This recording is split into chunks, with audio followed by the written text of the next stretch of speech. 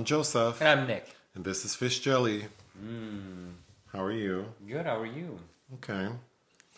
This is our 70th episode. Okay.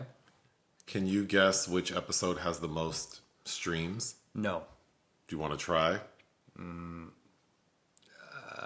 show? No, but that's my favorite one, Oh, okay. which I've mentioned before. That's the one with your sisters in the background. Yeah. I had fun. The episode that has the most listens is the one about the Oscars. Oh, I'm assuming people wanted to hear opinions about Will Smith slapping Chris Rock. About the raggedy ass shit that happened there, yeah. But then that made me think, did you ever watch Will Smith's apology on Instagram? No. I think he posted it. It was recent. It was recent, but not like yesterday. I think it was like maybe a couple of weeks ago. So I watched it. It's minutes long, maybe like 4 minutes. It was interesting. Okay. Only because I feel like, in general, I don't like apologies just because it's like, well, you did what you did. How can we move forward? Yeah, you're very Janet Jackson in For Colored Girls that way. Yeah, you can keep your sorries. Well, because it's like we all make mistakes. We all, I don't think, like when I tell you I don't want an apology, it's because I don't think you had malintention. Mm-hmm. So it's like, well, what are you apologizing for? Like, I'm upset you did it. Like, I just don't want it to happen again. But so then it's interesting hearing him talk about it. Because in hindsight, of course, he agrees that what he did was absolutely not appropriate. Like, that was not the best way to handle that. But things that I found interesting were that he alludes to, he does say that Jada did not ask him to do that. But the thing that I found most interesting is he alludes to a history he's had with Chris Rock. And I didn't bother to look it up because I don't care. I'm assuming Chris Rock has made light of Will Smith and his comedy. Probably. And maybe that's why he has feels a way about him. But yeah, it felt authentic. Like, it definitely felt like what he did was read some questions that people had asked him about the incident. And so obviously he was prepared to answer them, but he wasn't reading off of anything. He was, speaking freely, although I'm sure rehearsed about what he was going to say. But yeah, it was interesting. Mm-hmm. I don't care enough to, like, you made a poor decision and... Well, he won't be at the Oscars for 10 years. And then, of course, like, I was reading that it's affecting his... like some work stuff. I think so, yeah, but that'll all blow over. But yeah, it's like you just whatever. But I just thought I'd mention it since that's our number one. Like Alec Baldwin talking about how he's lost out on. Oh God. Anyway, you told me about Gary Busey. Oh, I just saw the headline. I didn't read that article. Yeah, yesterday he was charged with sex offenses that occurred at some convention in New Jersey, the Monster Mania convention. Okay. Which was held at a DoubleTree. So what was he there for? I don't know, but he's been charged with 2 counts of 4th-degree criminal sexual contact, 1 count of criminal attempt / criminal sexual contact, and 1 count of harassment. So the organizers of this event just released a statement saying that they were told of the incident. They immediately called police. They asked the celebrity who was booked as a guest, so they don't even say his name. They asked him to leave immediately. Oh. But yeah. So Gary Busey wasn't a guest? No, they referred to him as a guest. Oh, like, okay. they didn't even say his name. Oh, gotcha. Okay. So, but yeah, Gary Busey, 78 years old. Oh. I don't know why I just said that, but I was trying to think, what do I know him from? We watched that film with him and Phoebe Rogers. Where he's in the Hider in the House. What is it called? Hider in the House. I would recommend people check out Hider in the House. It's a lot of fun. But what would most people know him for? Well, he was Oscar nominated, I know, for the Buddy Holly story. Oh, so that's probably what he's known for. He often plays, we just saw him play a villain in something from the 80s. I'll have to look at what it is, though. Well, that's all I had to say about that. Moving on, I was reading a story that... he's in Lethal Weapon. He's in Lethal Weapon? Yeah. Oh. So... People magazine was talking about Tevin Campbell and how in a recent podcast he was a guest of, he basically confirmed that he's a homosexual. Oh. Which of course is no surprise to anyone, particularly because many of us who like R&B music would know who Tevin Campbell is. So that means we know that many years ago he was arrested for solicitation. Sure.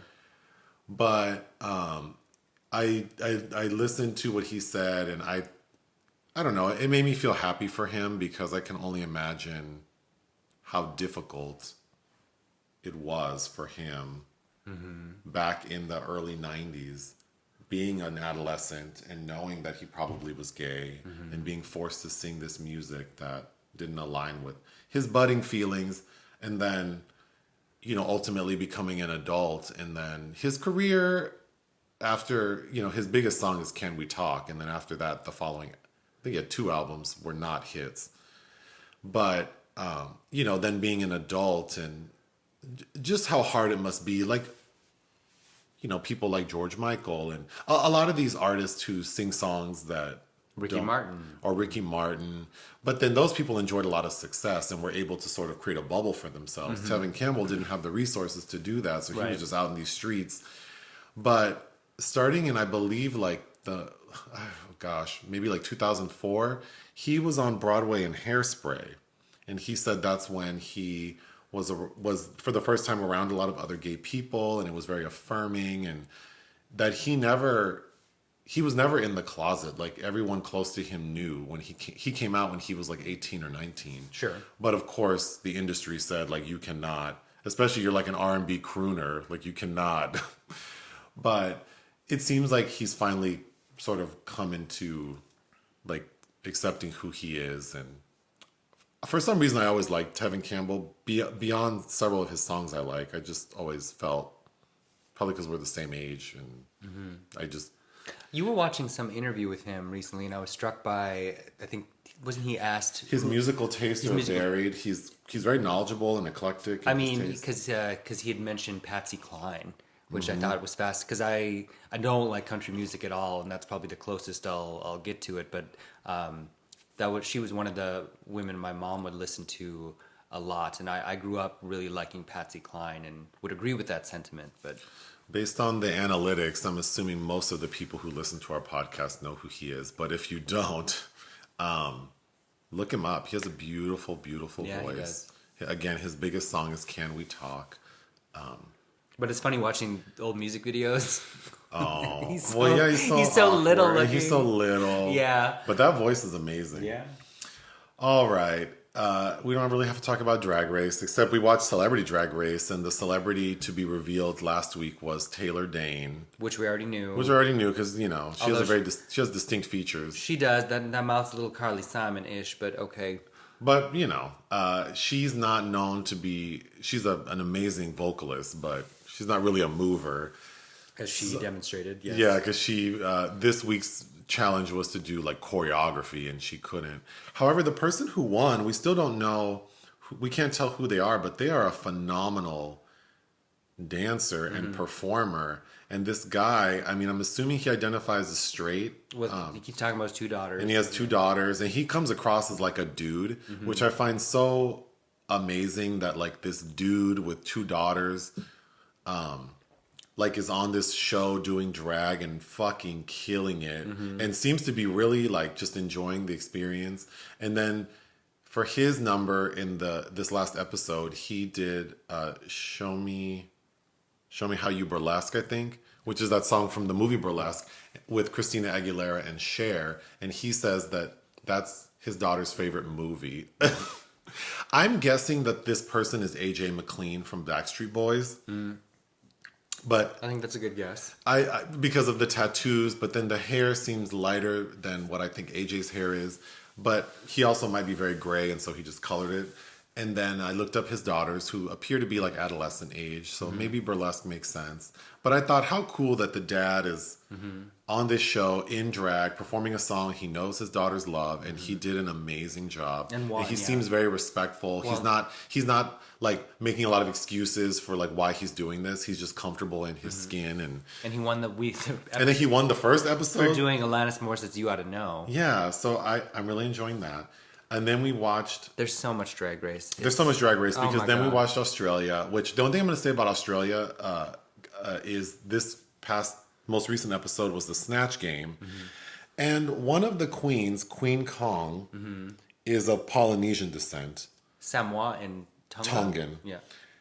And he did Nene Leakes for Snatch Game. And I brought up the question, I felt a little way about it because... I think that you can do a character that isn't your nationality or your ethnicity. But it needs, like how Bob the Drag Queen did Carol Channing. Sure. He made it his own. He didn't try to dust his face to look lighter. Yeah. He was as black as he can be with the white wig and the affect, and he won. Like, it was great. And I felt like he was respectful of this character he loves. But Queen Kong is a person of color, but he's not black. And he was doing Nene Leakes in that way of like, he's doing that like sort of stereotypical black woman, like, okay. And I thought like, you're not even doing Nene Leakes. You're doing like a gay white man pretending to be a black woman it's like doing Nene Leakes. An amalgamation of, I got some Tamar out of that. And I don't even, who does okr, like. Well, it's like Laganja, yeah. To me, it felt very, again, like white gay men doing that, what they think is a black woman.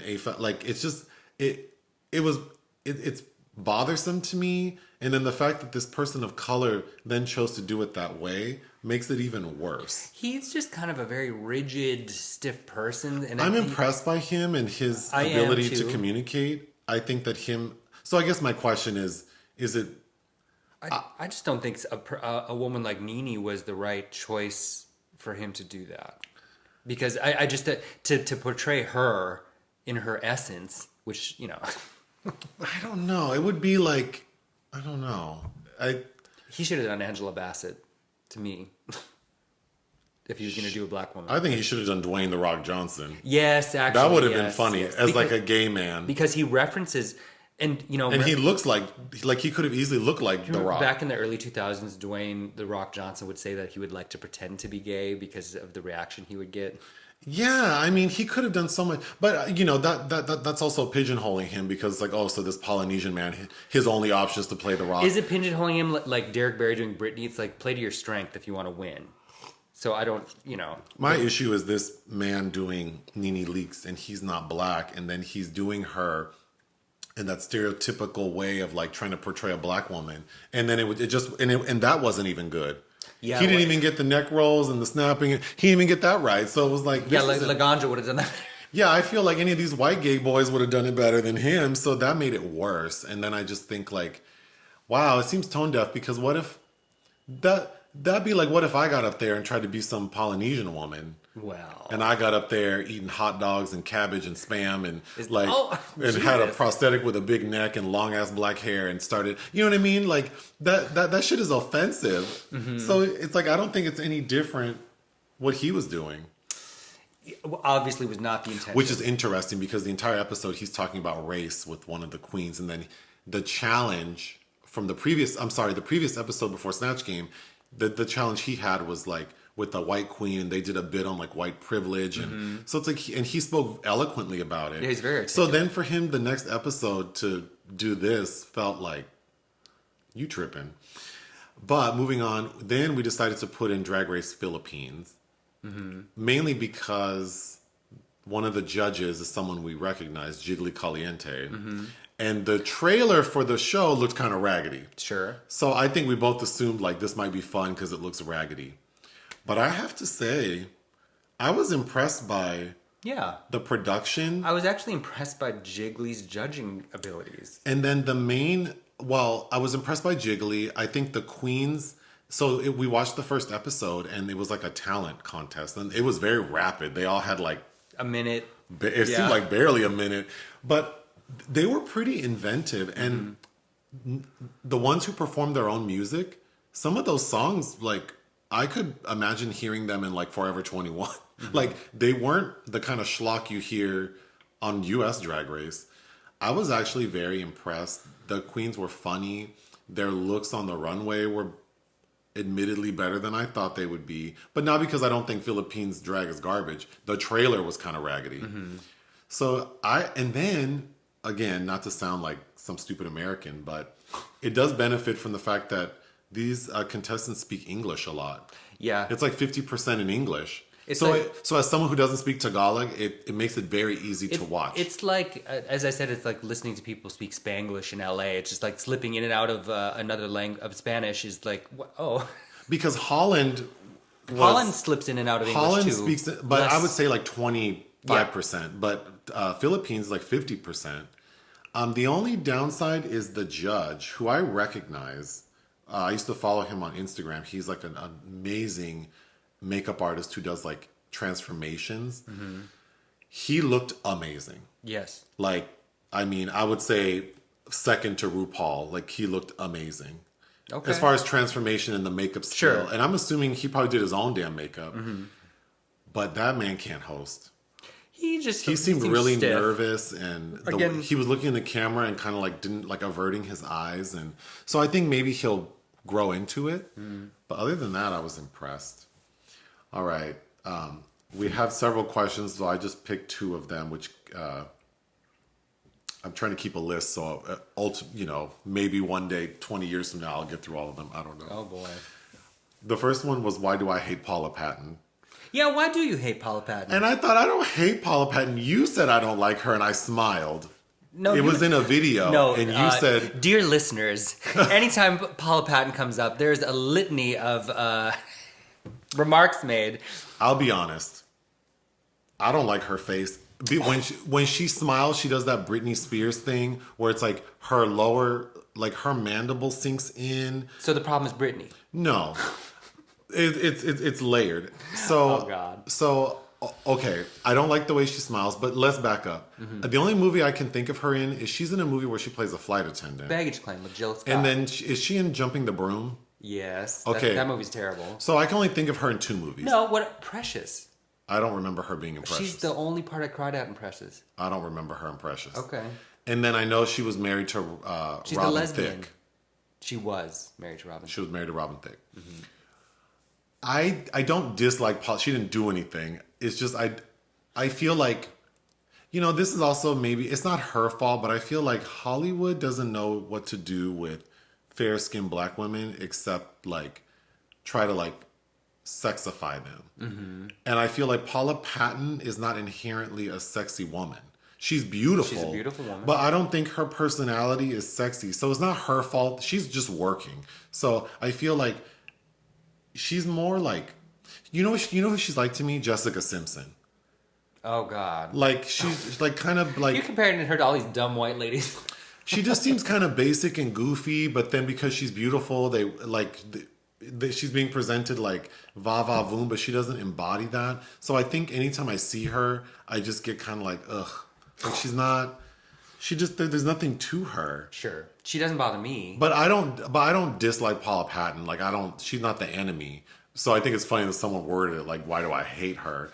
And then you also said it like, it's that I don't like her face and I don't like these roles they give her. But again, I feel like casting people, it almost feels like, again, I can't think of her in anything besides. Well, didn't you watch the movie? You saw it and I didn't. Was that film Trafficked? That's right. I didn't like her in that. I didn't see that. Again, she's just not, I don't think she has a lot of presence. And then the way she is presented is contrary to like her actual demeanor. And she doesn't have the ability to act her way out of it. Sure. So it always peeks through like, oh God. For Baggage Claim, I haven't seen that since it came out, but I remember kind of Jill Scott stealing all the scenes. But And wasn't there a gay guy in it maybe? Yeah. Or is Common in it? Maybe that that's sounds what I'm thinking of. Anyway, then the next question is, why don't you like Diane Keaton?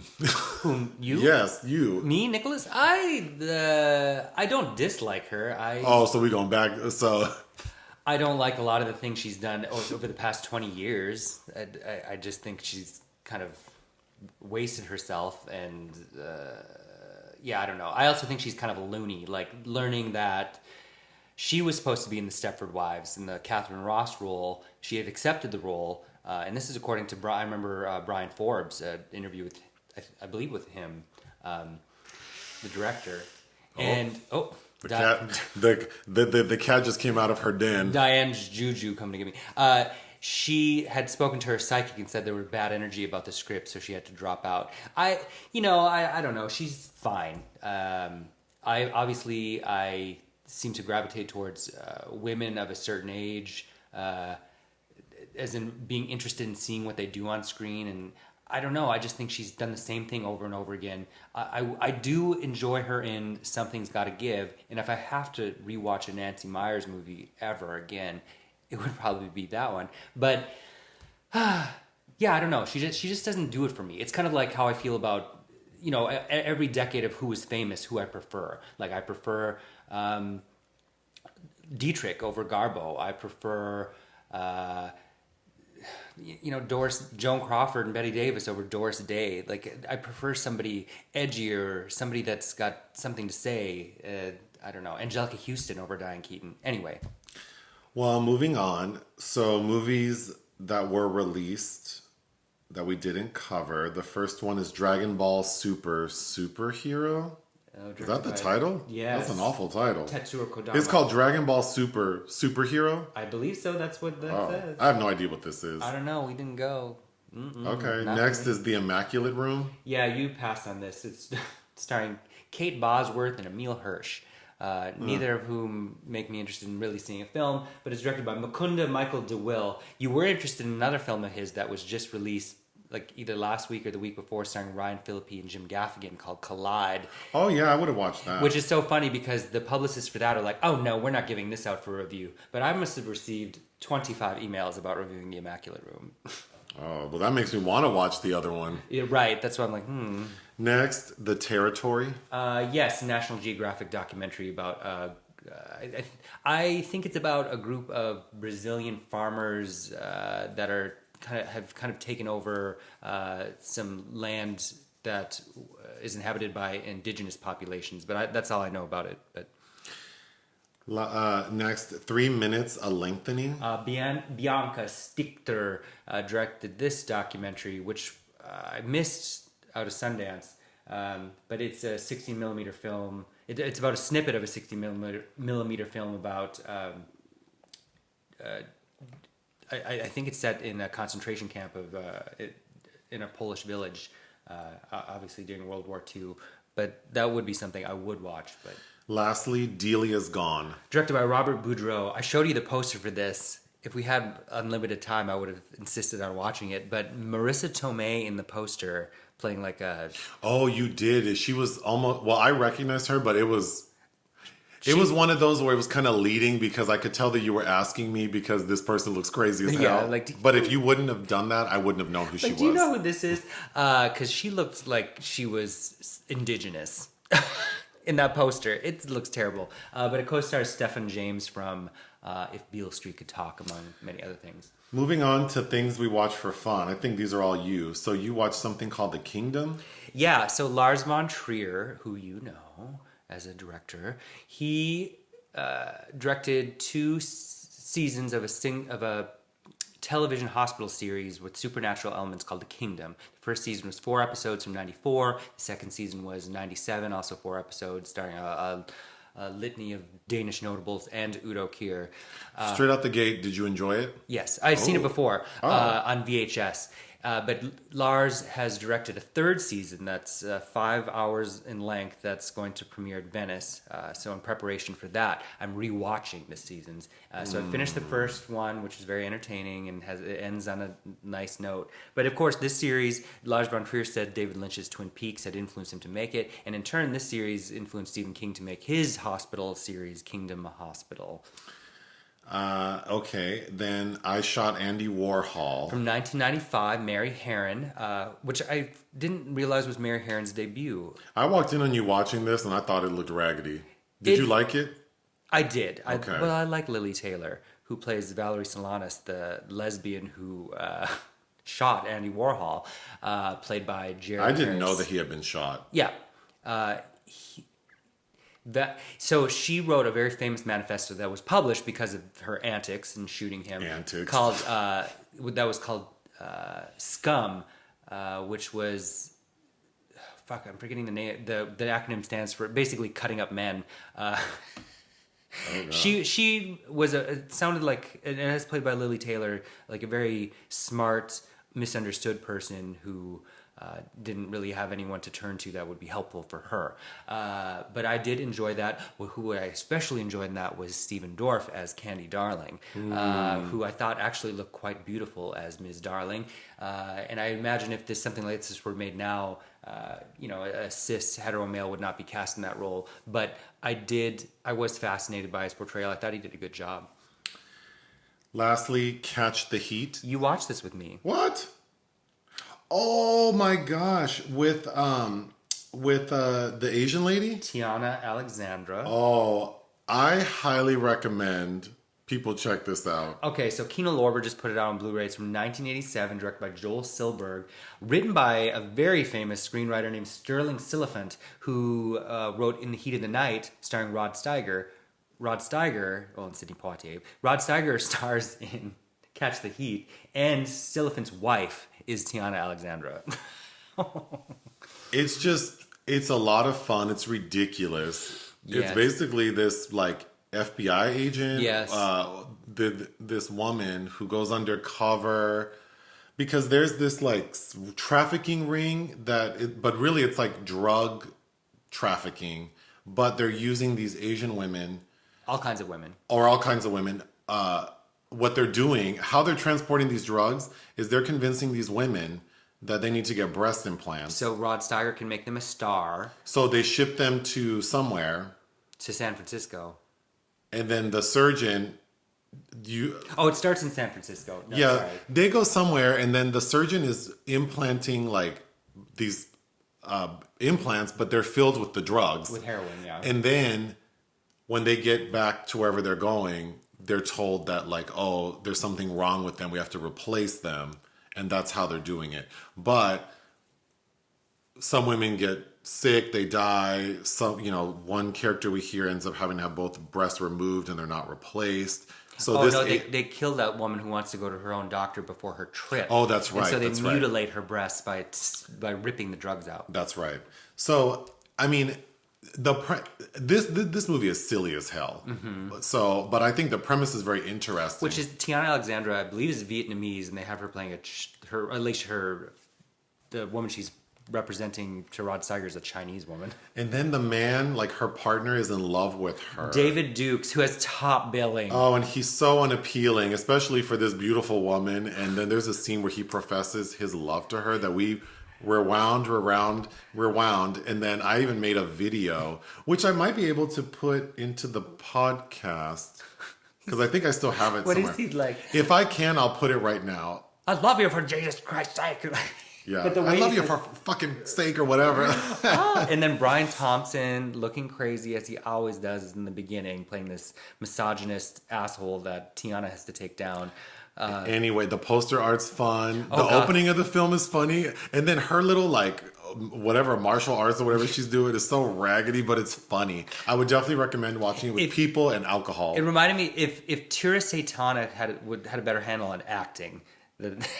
better handle on acting. Well, Tira, if you watch, I love Faster Pussycat Kill Kill. Please watch that movie if you haven't. But Tira's line, she screams every line. She does shout every line. Oh, it's so good. I could rewatch that. We need to move on. Oh, but Rod Steiger is so terrible in Catch the Heat. With that wig on his little round head. Yeah, I was having a hard time understanding his hair situation, but either way, he's so unappealing. He seems so much more energetic over a decade later in Mars Attacks. Yeah, anyway. Projects of interest: La Grande Odalisque. La Grande Odalisque. Melanie Laurent, who you've seen in many films, including Inglourious Bastards and Oxygen recently, is directing another film. I forgot to look up. It's probably her fourth or fifth, but she's recruited Isabella Gianni and Adele Exarchopoulos for her latest, which sounds really good. The Bike Riders. Jeff Nichols apparently is finally making another movie called The Bike Riders. I'm still waiting for Jeff Nichols to make a film as good as his first two, shotgun stories and take shelter, because I really haven't. I didn't like Midnight Special.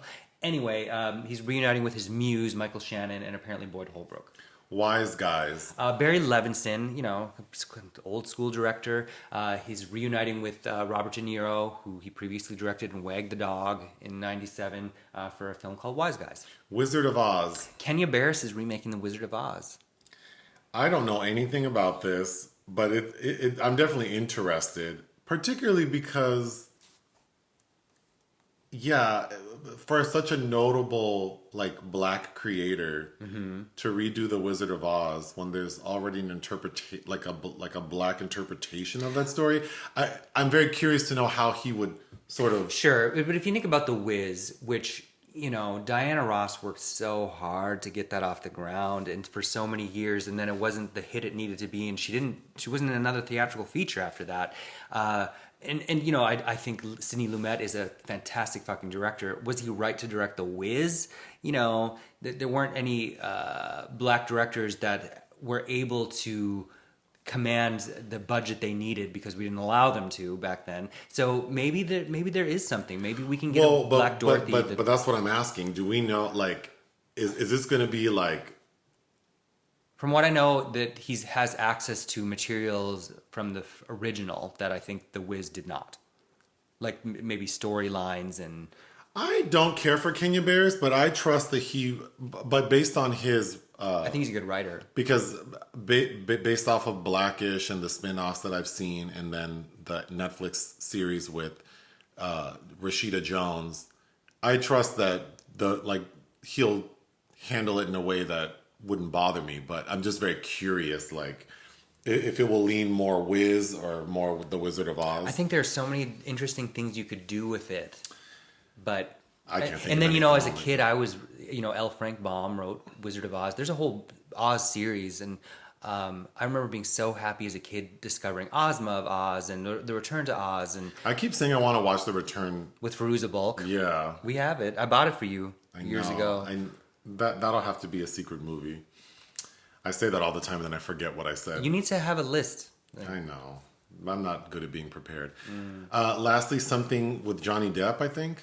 Oh, yeah. So Johnny Depp, who's starring in what's her name? Mai Wen. He's filming a movie right now with Mai Wen in France.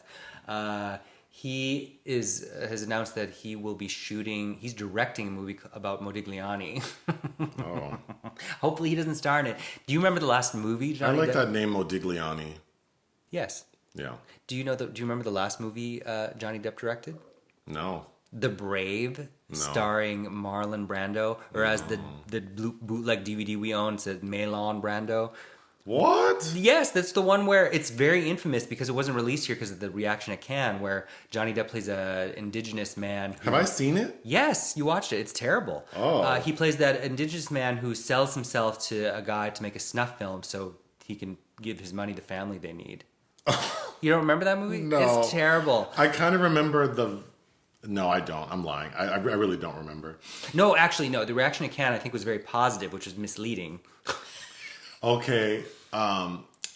Unfortunately, there is an entry in the obituary section. Someone named Wolfgang Peterson. Major film director. The only Wolfgang I know is Puck. Okay, this person's more important than that, I think. Or Amadeus.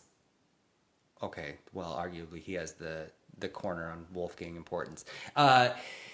Anyway, he's a notable director. You've seen things. Das Boot was a very big notable film of his, but he was in the 90s, early 2000s, directed a lot of Hollywood blockbusters. Why don't you bless us with your favorite films of Wolfgang Peterson? Well, I like his film The Consequence, a German film that I know I had on for you when we lived in Minneapolis, starring Jürgen Prochnow. Look up the poster for The Consequence. That's such beautiful poster art. I love it. I'll let you know. About this gay couple. Enemy Mine, starring Dennis Quaid and Louis Gossett Jr. as this alien that can get himself pregnant. And The Neverending Story, of course. Okay, I will say the movie poster for The Consequence is quite striking. Yes, but To describe it, it is. It looks like the same man. no, it's two. It's the two lovers. it's two white men who look the same. Two gay white men together who look the same. So Yes. shocking. But it's like one is. Remember those old school pictures from old school, like in the 80s, how you would have your portrait taken, and then in the same picture it'd be your profile, like Yes. attached to you. That's what this one looks like, but it's more symmetrical. Mm-hmm. It's actually quite beautiful. Yes, it's beautiful, and I actually quite like that film shot black and white. But Wolfgang Peterson was known for he had a lot of hits after Shattered was not a hit with Greta Scacchi, but In the Line of Fire with Clint Eastwood, Outbreak with Dustin Hoffman. Wait, did you go through your top 3? Yeah, but I'm also you claim to not know this person, but you've seen these things. Air Force One, Troy, where Diane Kruger played Helen of Troy. He remade the Poseidon Adventure. I still don't know who he is. Oh, okay, but you've seen a lot of these films. Did you go through your top 3? Yes. The Consequence, Enemy Mine. You didn't say The Neverending Story. Yes, I did. You did? Yeah. The one about that flying thing? Yeah. He made that movie? The first one. And it has wow. that great Giorgio Moroder produced Song. song. That's a good song. I might add that to my playlist now. Oh, yeah. Look up the Giorgio Moroder Essentials on iTunes, and you will have a great... Well, I know that he's a fantastic, pop music maker. Okay. The Secret Film. Was Joseph's selection. You always try to shade me. No, I think it needs to be clear, though. I mean... You just think you're better than I don't think it's that. fine. Well, when you were talking all unhappy about going places, like... Going places? With Gerard Depardieu the other week. Oh. Well, you know, you were so cranky. I like to choose things that I think would be fun to talk about, like I've mentioned before. So do I. Anyway, my original selection was the film Twister. Okay, so that'll be tabled. What year is that movie? I believe 96. And who's in it? Helen Hunt and Bill Paxton. Oh. And Jamie Gertz. I thought Pierce Brosnan was in that movie. I've been saying I want to watch Twister for years now. You've never seen it? I don't know. What? I don't remember. What do you mean you don't know? Isn't there a movie with Pierce Brosnan in like a natural disaster? It's like Dante's Peak. I think that's probably what I wanted to watch, but I keep saying Twister, so that I was... I think Dante's Peak was Linda Hamilton, and then there was another volcano movie called Volcano with Tommy Lee Jones and Anne Heche, which we watched. Oh, I don't remember that. Well, I but think we watched that over the anyway, then... so I was fully prepared to watch Twister yesterday, but then I woke up early per usual, and I'm scrolling through... Because, you know, I am enjoying our BET Plus subscription, although I will cancel it once the promotion price Well, ends. we've been watching a lot of Martin. Yeah, I watched Which Martin. is very enjoyable. But, note on that I wanted to make. Watching Martin so successively, God, he was gaslighting Pam. It drives me crazy. Like, he was so rude to her. It's like, can you not have two beautiful black women because there's going to be sexual tension? It's like why they made Eartha Kitt Catwoman. You know, that's a good point because I obviously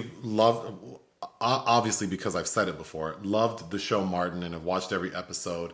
It started when I was in my senior year of high school.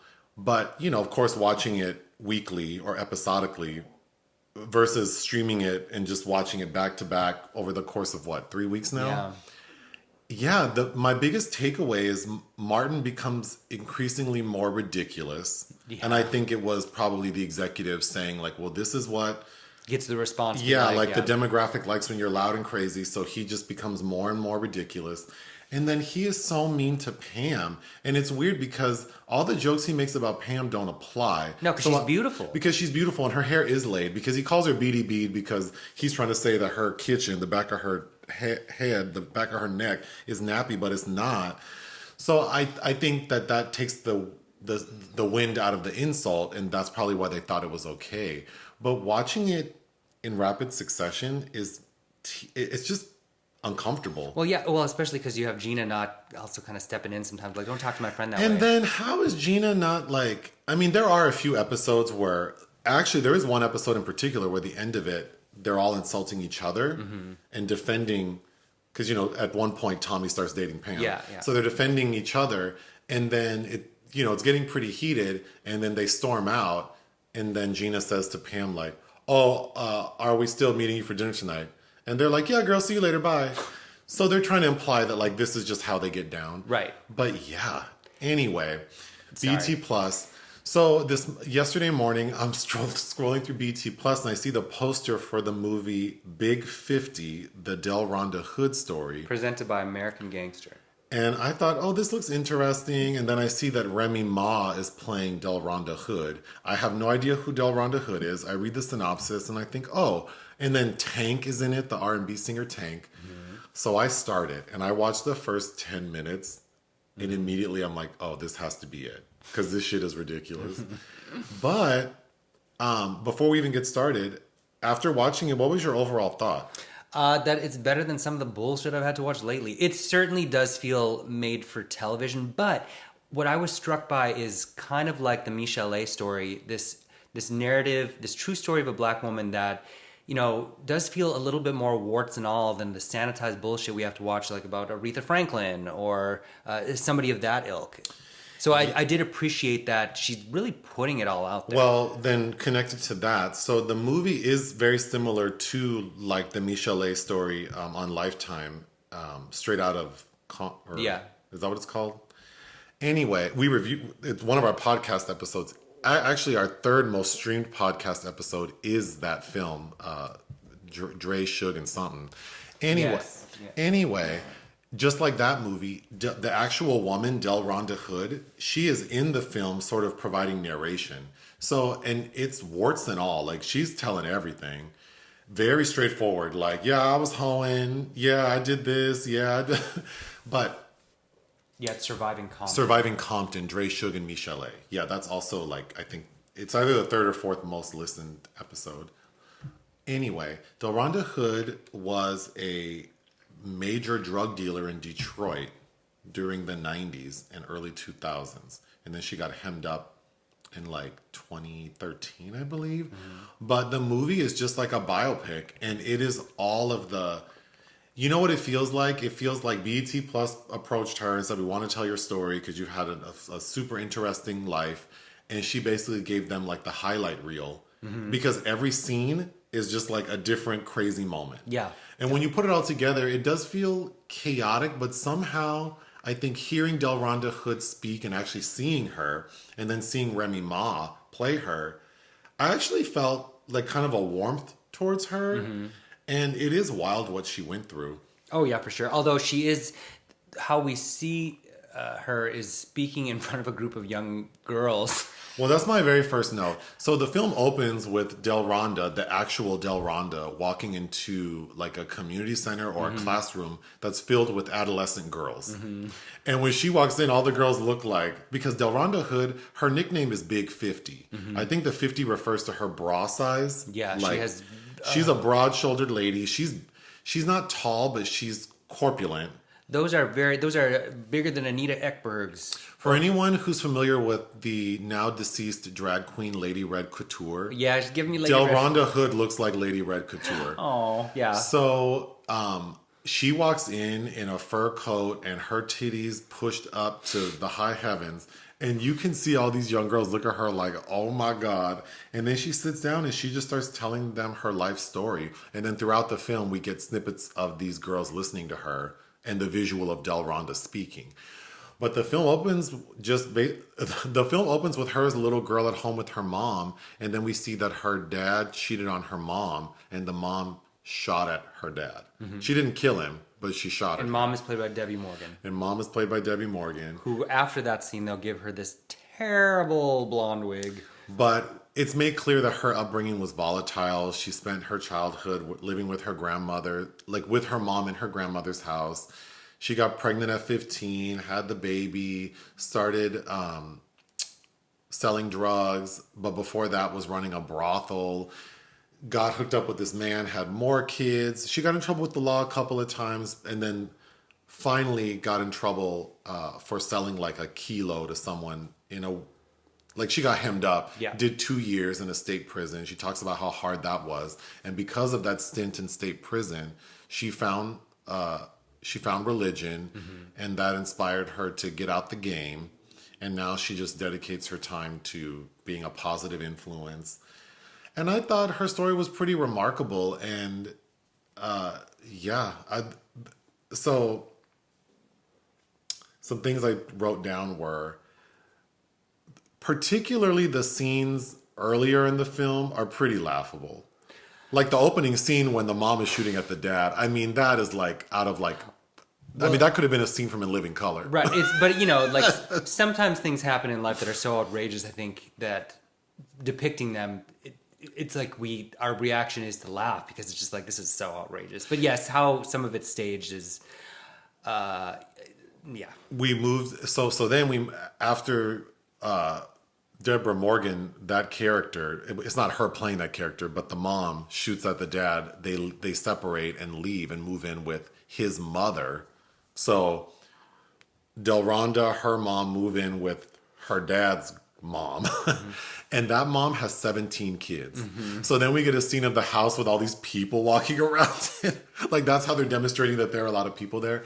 I thought that was funny, but then it turns very dark because one of the children, her uncle, is molesting her. Mm-hmm. So it gets dark very quickly. But hearing Delronda speak so like you mentioned, it's interesting because the quality of the film and the acting is a little crunchy sometimes.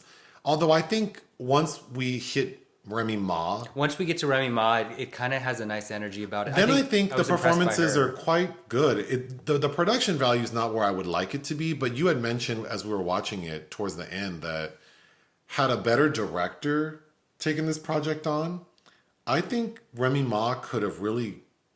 This movie could have been quite good because I think Remy Ma does a good job. Mm-hmm. And she's giving energy of like this grand lady who's in like a boss. Oh yeah, like her performance I think is pretty good. I think with a better script, and a stronger director, I think that could have been an awards worthy performance. But before we get to Remy Ma, there's a scene where it's supposed to again, this just feels like Delronda gave them a list of all the crazy moments in her life. When she's a young girl, she's running a lemonade stand. And there is another girl in like one of her friends who's supposed to be holding money for her. And she gets to the house and the girl spent the money. Mm-hmm. And this is supposed to demonstrate, I think, also that Delronda does not play about her money. She beats this girl up and pokes her eye out with a stick. Yeah. And we get the scene where Delronda shows up home covered in blood with an eyeball stuck to a stick. Yeah, that was gross. That's the scene where I knew I had to stop the movie. Oh, God. And then I went upstairs and told you, like, I think I need to switch our secret movie for today. Mm-hmm. But something the film does that I thought was actually a nice little flourish is to convey to the audience what year we're in. We see these cars. The license plates. And the license plates say the year. I actually thought that was a really cool way to do that. Yeah, I like that too. There's a scene where Delronda is not a good mother. She just doesn't want to be a mom. There's a scene where she wanted to have an abortion, actually, and her mom. She's 15. Because she's only 15, and the mom forces her to have the kid. But at the point where she's like, "You're about to pop. You can't have an abortion." Yeah, and then she realizes it's too late to have an abortion because she's like 8 months pregnant. But so essentially, her grandmother's raising the kid. But one day, she's like, "You need to take your son to school. I'm not doing it." And at this point, it's Remy Ma playing Delronda. And she tells her son, like, just give me 10 more minutes. I need to sleep. So her son takes the car keys and drives to school. Yeah. Again, I think this woman what an interesting life. That all this lady had to do was literally write down a list of all the crazy shit that's happened to her. And it made a 90-minute movie. Because there really is not a lot of connective tissue. It's just from one scene to the next. But still, I was very engaged throughout. Mm-hmm. One thing is made very clear is that Delronda will pistol whip someone in a heartbeat. Yeah. There's a scene where they're in like a fancy dress shop. That's very Pretty Woman. It's very Pretty Woman. And it was kind of a fun scene because at this point, Delronda's making money, honey. Mm-hmm. So her and her two best friends. Melanie, played by Pretty V, is one of them. Who I thought were really fun. Yeah. I thought they were really fun. They show up at this fancy dress shop and they're buying Yves Saint Laurent and Gucci and all this shit, and they're just Chanel shit, and they're just throwing it like, I want 2 of these, 1 of these. And Anita Baker is and they're mad because they're like, you're helping all these other bitches, but you won't give us any attention. And the shop girl, this little white girl's like, well, you're making everyone uncomfortable. Please calm down. And they're like, we don't give a damn. And then the shop girl's like, well, that's Anita Baker. And they're like, fuck her. Like, and Anita Baker, like the woman playing her, runs looks out. nothing like her. No. And Anita Baker's entourage looks so ghetto. Like, it's like... That's so interesting. But it's like Anita Baker, who is obviously like a legendary person from Detroit. So it makes sense that she would be in that shop. But her entourage doesn't make sense. Like, Anita Baker would not be hanging with those people. But also, like, this little white girl knows enough that Anita Baker's a big deal, but is also treating these black women all raggedy. Is like... actually, that's a good point. But, yeah, when they drop, like, 3 bands... Then she's like, oh, take all the dresses you want. I'm happy to help you. So that was a fun scene. Then right after she buys all those clothes, because the shop girl says, like, I don't think we have anything that's your size.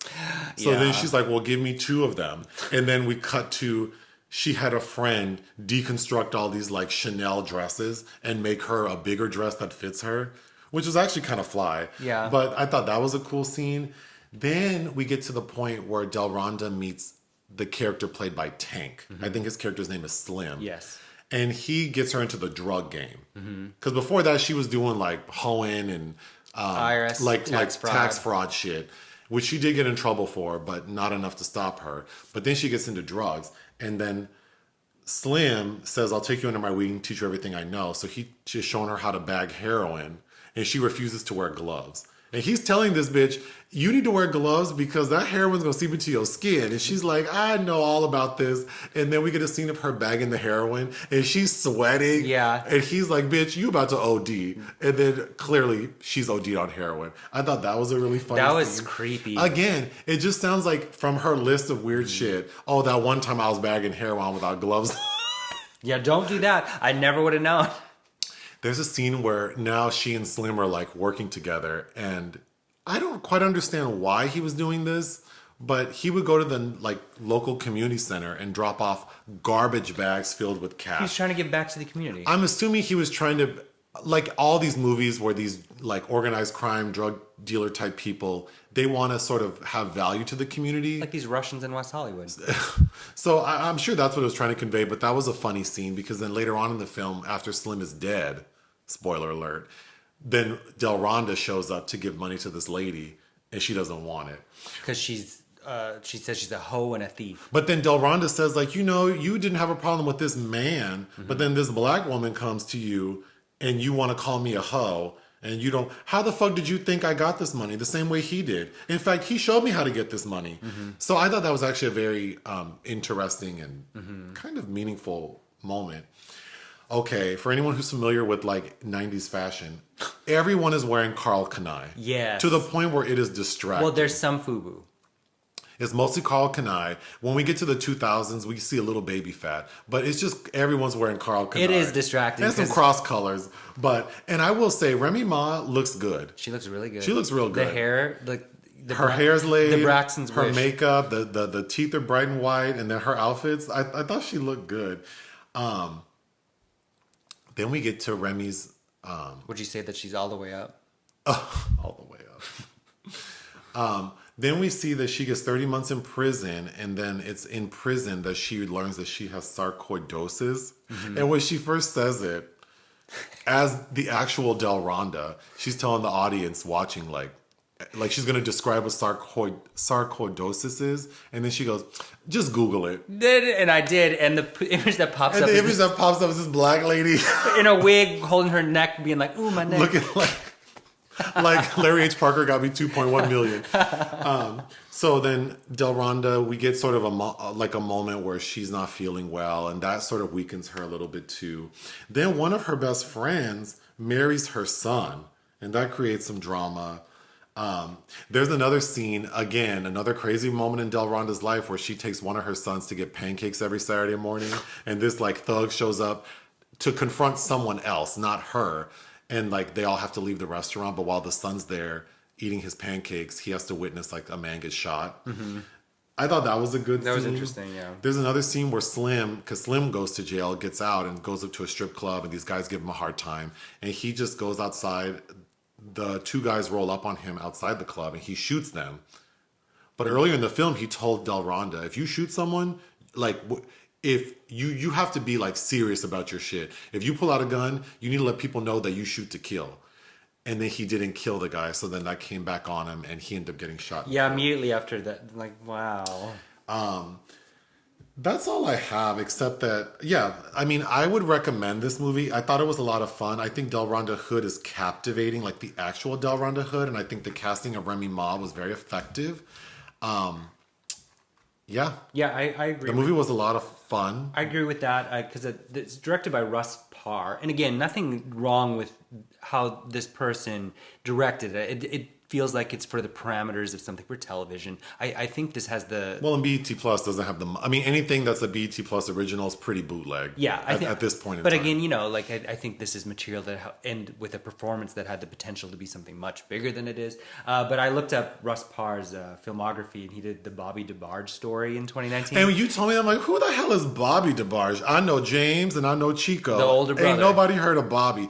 Oh, you know what? Is Bobby the one who had HIV? Who was gay? He's the older brother. I don't know. Because there was one of them who was the one who was in love with LaToya. I think LaToya Jackson turned out to be, I think, gay and died of AIDS. Well, I'm definitely watching the Bobby DeBarge story. And then there's another movie he directed. But Bobby was played by Rashawn Fegan, who is from Greenleaf. But what's the other movie he... Never would have made it, the Marvin Sapp story. And then I was like, who the hell is Marvin Sapp? Well, yeah. So, but for sure, I'm watching that Bobby DeBarge movie. The way that Delronda finds religion in the hospital, like she just picks up a Bible. She just picks up a Bible and turns to a random page and reads a passage about like. She's like, oh, that hit too hard. Like a passage that says like once you know you're doing wrong, like you can't keep doing wrong. You expect to go to heaven. Yeah, basically. But you know, it's sort of like, you know, I have an aversion to religion, but I did. Watching Remy Ma in the hospital bed without her wig and without makeup, looking sick, and like just praying to God, like I feel like it's relatable to anyone who's felt like they're at their wits' end and they're just reaching for anything. I did think that scene did a good job. I agree with that, because even before that, like when she's having to shoot after Slim dies, people are coming to try to, you know, kill her basically, and she's shooting people on her front lawn. It's like, that life is stressful. And actually wasn't, you know, saying it out loud sounds silly, right? Like, ha, but watching it play out, I think the same thing you just said, like, oh my God, like how hard would this life have been? Yeah. And this woman is always stressed out. And she's still here, and she's positive, and... But the way the deal she makes with God is very much like Graham Greene's The End of the Affair, where...